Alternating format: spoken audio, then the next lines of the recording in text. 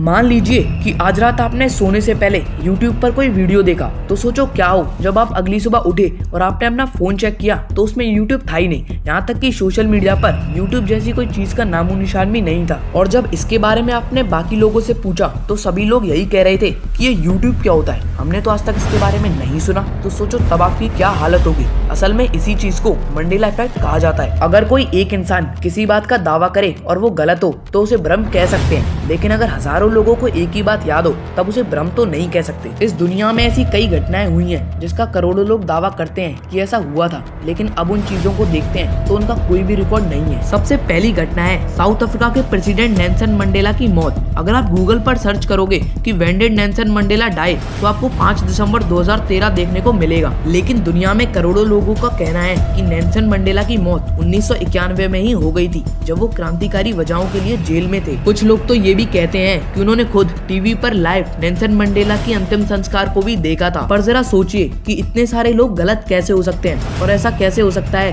कि एक घटना जो लोगों को इतनी अच्छी तरह याद है वो कभी घटी ही नहीं। यहाँ तक कि 1991 में एक किताब भी पब्लिश हुई थी जिसमें ये साफ साफ लिखा हुआ था कि नेल्सन मंडेला की मौत 1991 में ही हो गई थी। पर एक ही इंसान दो बार कैसे मर सकता है? और इन्हीं के नाम पर इस इफेक्ट का नाम मंडेला इफेक्ट रखा गया। इसका दूसरा सबसे बड़ा एग्जाम्पल है कोका कोला का लोगो। आप कोका कोला के इन 3 लोगों को देखकर बताइए कि इनमें से कौन सा लोगो सही है। करोड़ों लोग ये मानते हैं कि कोका कोला के बीच में ये टेढ़ा वाला डैश सही है, पर बात तो ये निकल कर आती है कि शुरू से लेके अब तक कोका कोला के बीच में कभी भी टेढ़ी लाइन थी ही नहीं। बहुत लोग कहते हैं कि पहला वाला सही है, या फिर बाकी लोग दूसरे और तीसरे को सही बताते हैं। पर सोचने वाली बात तो ये है कि अगर आप कोका कोला के ऑफिशियल वेबसाइट पर जाओगे तो वहाँ आपको एक भी ऐसा लोगो नहीं मिलेगा जिस पर ये टेढ़ी वाली लाइन हो। अगला सबसे बड़ा मंडेला इफेक्ट है the Great Wall of India का। हम लोग बचपन से ही the Great Wall of China के बारे में सुनते आ रहे हैं, लेकिन शायद ही आपने ग्रेट वॉल ऑफ इंडिया का नाम सुना होगा। यहाँ अजीब बात तो ये है कि बहुत सारे लोग कहते हैं कि उन्होंने आज तक ग्रेट वॉल ऑफ इंडिया के बारे में नहीं सुना था। और शायद आपने भी ये नोटिस किया होगा